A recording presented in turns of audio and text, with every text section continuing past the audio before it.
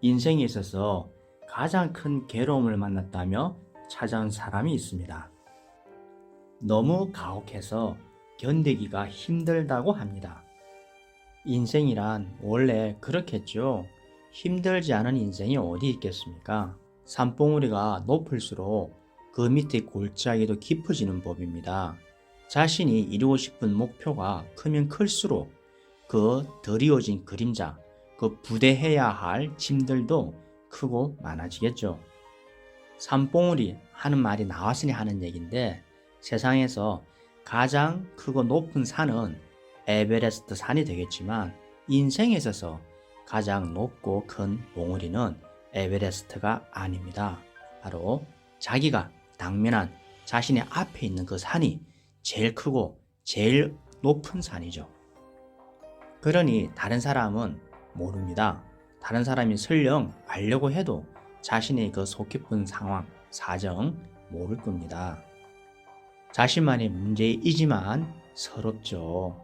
그러나 어떡하겠습니까?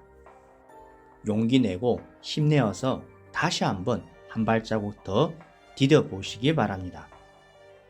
물은 100도가 되어야 끓죠. 99도까지는 끓지를 않아요. 100도를 임계점이라 그럽니다.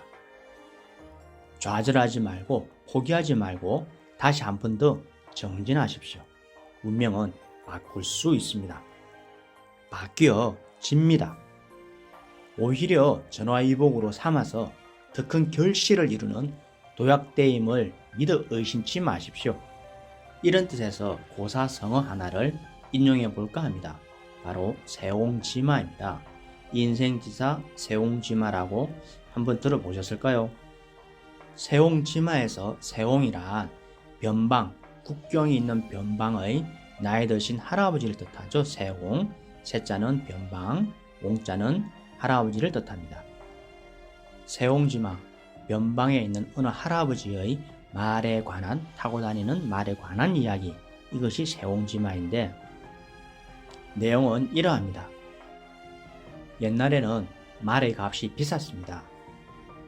요즘으로 치면 자동차나 아파트에 맞먹는 가격으로 이해하시면 되겠습니다. 그 할아버지에게 아들이 있었는데 어느 날 들판에 놀러 갔다가 귀가하면서 말 한 피를 끌고 오는 것이었습니다. 멋진 야생마였습니다. 횡재한 거죠. 마을 주민들 모두가 몰려나와 축하합니다. 환호합니다. 존재감 별로 없던 아들내미가 어느 날 강남의 아파트 한 채를 끌고 온 거죠.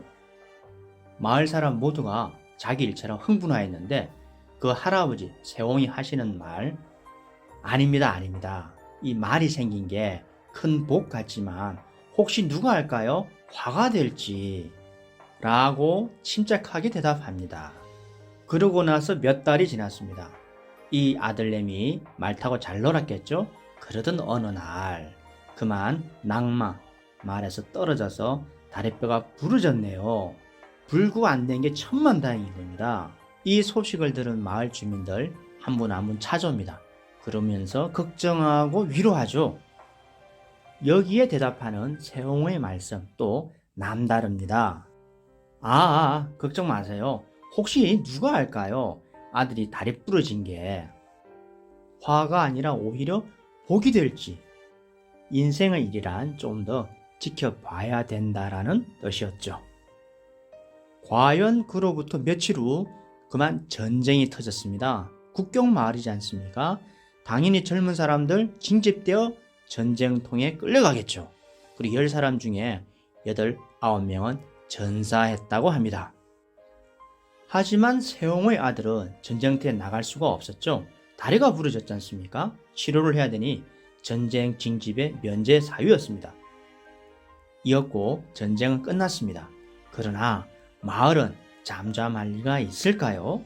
마을 곳곳에서 전쟁 결과로 인한 부상자와 전사자가 나오면서 슬픔과 비통에 잠기게 되었는데 이 세옹의 아들 레미는 무사하였죠.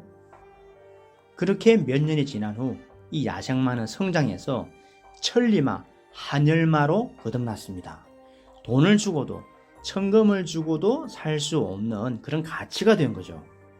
그런데 그러면 뭐합니까?